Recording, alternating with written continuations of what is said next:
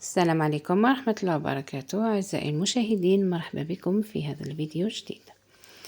اليوم ما راحش نعملوا وصفة، ولكن راح نتقاسم معكم بعض اللقطات واللي هي من المسابقة الوطنية والدولية لسفراء المطبخ الجزائري، في طبعتها الأولى بمناسبة المولد النبوي الشريف، وذلك بقاعة الحفلات في بلدية بوفاريك، واللي اسمها خيمة بوشاشية. كنت يعني من المشاركات، والحمد لله وفقني ربي، ويعني وتحصلت على المرتبة الأولى في الحلويات التقليدية. كان هناك يعني مسابقة تشمل 3 محاور. أولا الطبخ التقليدي الجزائري، ثانيا الحلويات التقليدية الجزائرية، وثالثا الكيك ديزاين.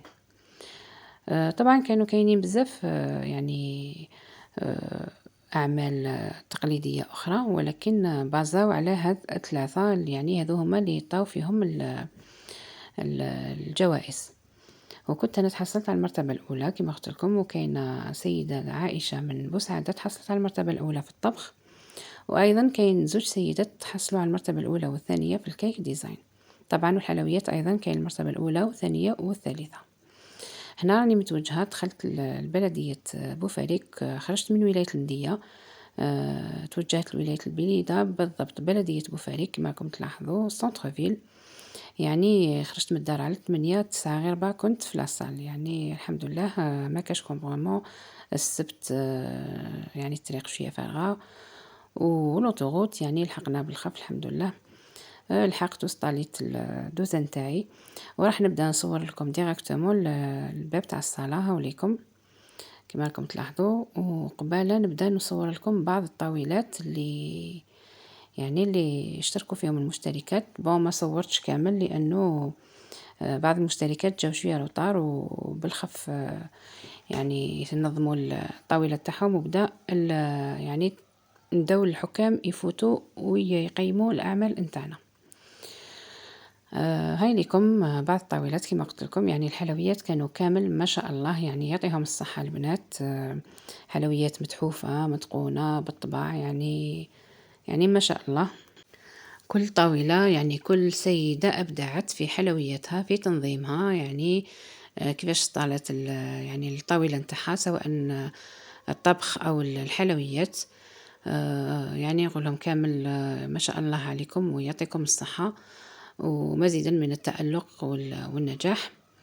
برك عملوا لنا، يعني الموضوع هو كان حلويات وطبخ تقليدي، وبعض المشتركات يعني طاحوا في الفخ تاع الموضوع كما راكم تلاحظوا. يعني هنا عملوا حلويات تقليدية، ولكن عملوها بطريقة عصرية. يعني لو تام ما كانش هذا هو المطلوب، كان المطلوب كلش تقليدي، سواء في الشكل ولا في الجو ولا في الديكور ولا كل شيء. يعني كان المطلوب هنا كان كلش تقليدي. يعني يعني كيفاش المعنى نتاعو، انه مثلا مقروط الكوشه هي وصفه تقليديه، يعني حلوه تقليديه، بصح التقليدي تاعها يعني ندير خبزه ونقسمو يعني دي ترونش ونطيبوه. من هنا بعض المشتركات ولا تقريبا كامل المشتركات داروه في التبيسيات كما رانا نعملوه كامل دركا. لو تام تاع المسابقه يعني كان تقليدي، يعني نورمالمون كانوا كامل يديروا تاع الخبزه باش يكون الشكل تقليدي. كل واحد يعني كيفاش خمم وكيفاش نظم يعني طاولته. على كل حال يعطيكم الصحة كامل المشتركات، سواء اللي يعرفوني ولا اللي ما يعرفونيش، نقول لهم كامل يعطيكم الصحة، وإن شاء الله كامل نستفادوا من أخطائنا ومن بعضنا بعض.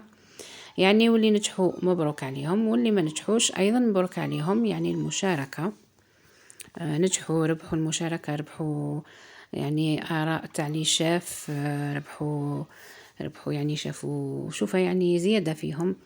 تلاقوا بالمشتركات من كل ولاية، تلاقوا باللي شاف، يعني شافوا جو المسابقة كيفاش يكون.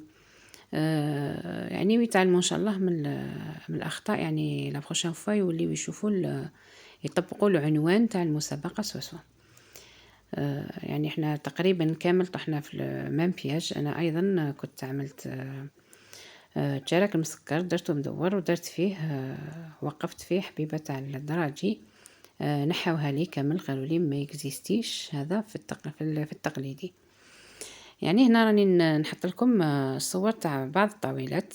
كانوا بقاو يعني واحد 6 ولا 7 طاولات ما صورتهمش الله غالب. يعني عطيتكم نظرة فقط، ومن بعد راح يعني نوري لكم الصورة اللي تصورتها مع السيدة رزقي، سيدة الطبخ الجزائري. يعني هي اللي كانت مشرفة على هذا أو ماشي مشرفة على المسابقة، مشرفة على التنقيط. يعني هي اللي مدت رايها الأول والأخير يعني يرجع ليها. أما اللي شاف الآخرين يعني زادوا ونقصوا شوية هكذا على حساب يعني واش عندهم من صلاحيات. ولكن الكلمة الأولى والأخيرة كانت للسيدة رزقي، طبعا سيدة الطبخ، السيدة الأولى للطبخ الجزائري. عجبتها الطاولة نتاعي، يعني كلش جهة تقليدي. عجبها المسمن، عجبها البلبول، يعني عجبها الكسكس أيضا معجون. عجبوها بزاف يعني صوالح اللي كنت حطيتهم.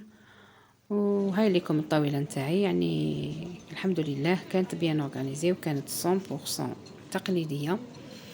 كما راكم تشوفوا هذاك الدراجي تاع التشارك نحاولي كامل، قال لي هذا ما يكزيستيش.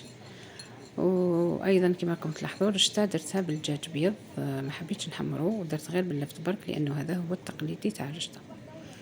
الحمد لله كان كلش كامل اطباقي كانوا ناجحين، وكامل حلوياتي كانوا ناجحين، وكانوا على حساب لو تام المطلوب.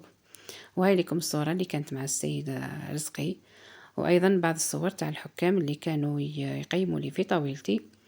ونتلاقاو ان شاء الله في الفيديو القادم باش تسمعوا بودنيكم واش قالوا الحكام، آراء نتاعهم السلبية والإيجابية.